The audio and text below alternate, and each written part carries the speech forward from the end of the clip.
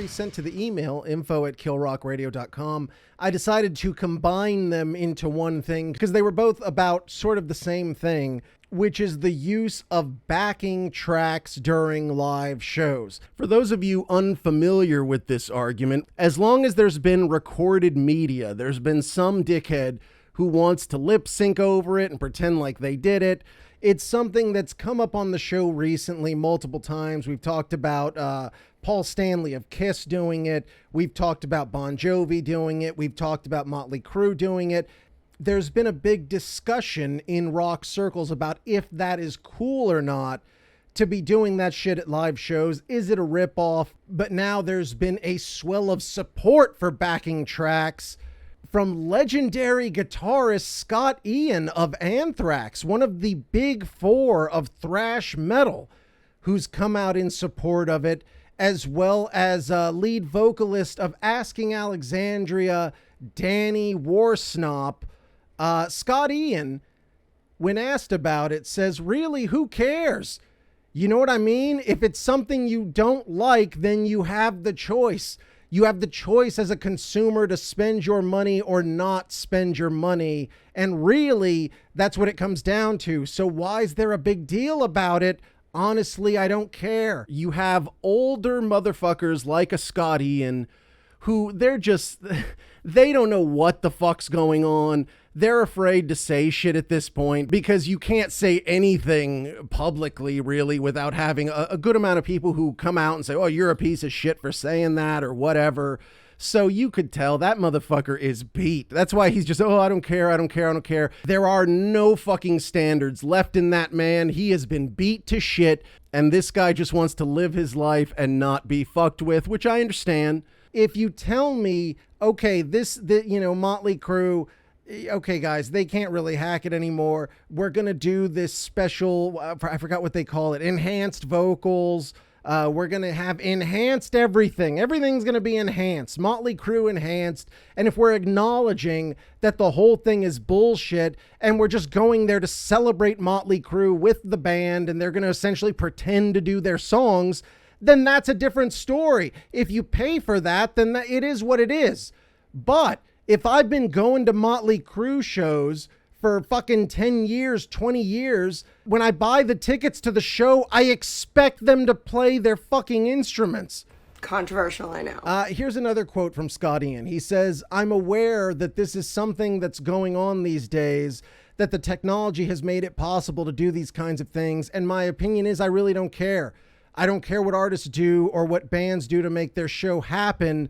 In my opinion, that it's hard out there for bands and artists these days. It's never been tougher. And whatever it takes to get a show on, I think it's all part of the show. This is just new technology that people aren't accepting yet. That's my opinion. It's not new technology. It's lip syncing, dickhead.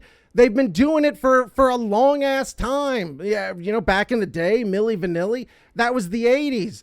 They were limited by technology, certainly. That CD player skipped. It fucked their whole world up. But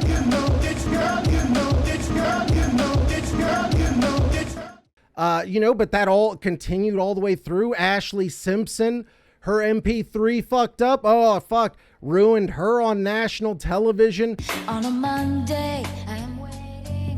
Tuesday, I'm there. It's always gone on. This isn't new technology, dumb fuck. Also, these aren't, it's not like this is some up-and-coming noise art band or something. We're talking about Kiss. Kiss plays their fucking songs, and Paul Stanley, his job description is singer. And if he can't sing, then what the fuck is he there for? Smell like a pile of bullshit! It's clear Scott doesn't even understand what the fuck the question even is. He's talking about new technology. We're not talking about, added shit that gets put in on a live show. Like, I've gone recently to see Code Orange, for example. They have a lot of weird industrial fucking techno shit that gets pumped in via a keyboard and a fucking sampler and shit like that. Of course, Slipknot has a DJ/sampler dude. It's cool if you're using it almost like as another instrument within the context of a band playing their instruments. I'm talking about washed up motherfuckers or people who use the computer to make their music for them. And Danny Warsnop was very sort of dismissive of it. His comment is, it's fine. It's obviously become a really hot topic as of late. Ultimately, listen to my band. A great deal of the sounds and instrumentation that you're hearing are not a guitar, a bass, or a drum kit. And very often, none of those other three instruments are playing. So the other sounds, which would be backing tracks and playback and things, if that wasn't going, you're just getting silence. You're just getting 16 or 32 bars of nothing. Just the stage goes, what, silent for a verse? And then that verse is a cappella now? That's ridiculous. You dumb bastard. You also did not get the question. If there are elements of your song that are not, like you said, a bass, a drum kit, a guitar, of course you have that shit in a sampler. You have it in a computer. You have it somewhere where you can trigger it. That's fine. He continues, the people who complain about it, I would love for them to keep that principle when it comes to albums and be like, don't put anything on an album that you cannot play live. Cool. And I don't mean like nothing you aren't able to perform, nothing you can perform at the same time. If your band has one guitarist, you can't have two guitars going. You can't have the chords going and a guitar solo anymore. You get to pick. You can have one or the other. I don't want to hear vocal harmonies. If all of your band can't fucking sing them, I'm sorry. Take out all the orchestra stuff you have playing. If you aren't going to do it live, but you can't do it on the album either, unless you're taking an orchestra on tour every tour. Shut your goddamn ass up. Once again, you're taking shit far too literally. First off, this fucking guy acts like it's impossible for somebody to be able to perform an album and have it sound like the album. That's happened for like fucking the entire history of rock all the way up until recently. Led Zeppelin played their fucking songs. The Beatles played their songs. Nirvana played their songs. We just talked about Pantera. Dimebag played rhythm and lead live, and it was fucking flawless. So don't act like it's impossible, numbnuts. You should be able to play your instruments. You should be able to fucking sing your songs. Why is this an argument? What the fuck? Where are we at now in terms of where are our heads at, as they say? Like now it's all of a sudden it's okay. It's okay. Who cares if you fucking lip sync? Can you fucking play your shit or no? Nobody cares. Fuck it. I don't get it. Rock and metal production is at a crazy level right now. There's so much layering. There's so much shit that gets put onto a lot of rock and metal albums these days that can't really be replicated live.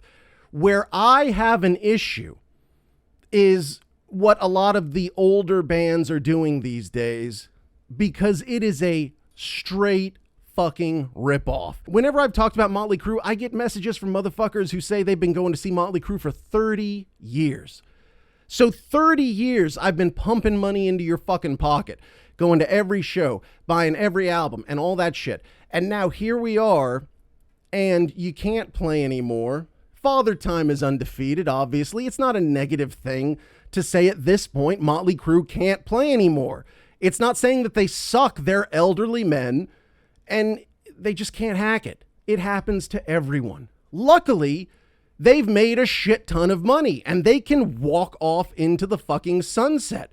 But instead, they're a bunch of little money-grubbing fucks who refuse to go home. They're charging more than ever.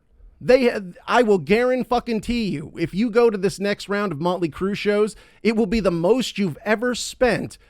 And when the time comes, they're going to come out, and Vince Neil is not going to be singing his songs, allegedly.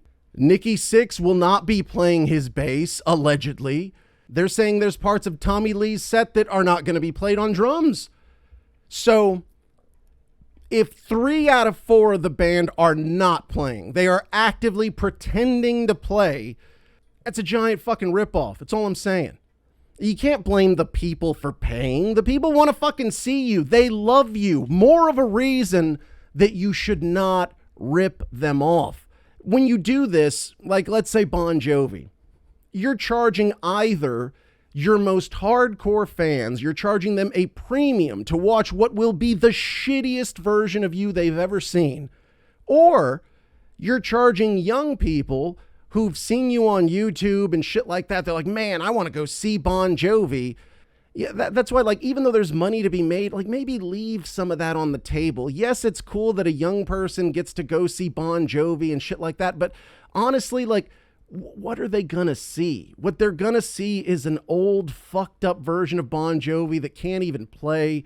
Everybody looks like shit.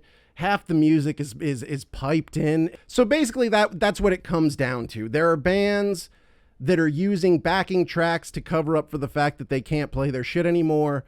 There are bands that are adding all this extra shit to their sound to make them sound better than what they actually are. And that's just the simple question. Is it cool? Is it a cool thing to do? Is it a ripoff? I don't know. That's the argument. I would also tell Danny Warsnop, I don't know what shows this guy's been to in his life, but when you go to see these bands, a lot of times they can't recreate the album exactly the way it sounds or anything like that, but that's part of the greatness of going to see a band live. Like I mentioned, Dimebag, playing rhythm and lead simultaneously. You say, well, how could he do that? Because the fucking rhythm is running and the solo runs over the top of it. Well, it's called composition. And what you do is you say, okay, on the album I have this, this, and this. How am I going to compose it to where I can present all those main elements for the crowd while still just being one human being? If there's so much shit that you're piling on top of your songs that if you go out without a computer, that means there's going to be entire songs that are just emptiness. Well, fuck, man, maybe you should reconsider what the fuck you're doing. Maybe you've taken it too far. To me, that's an issue with a lot of current metal and rock releases. The production is just choking out any life whatsoever from the music. And then you go see them live. It's like, fuck, man, I just paid to watch you run your fucking computer for real.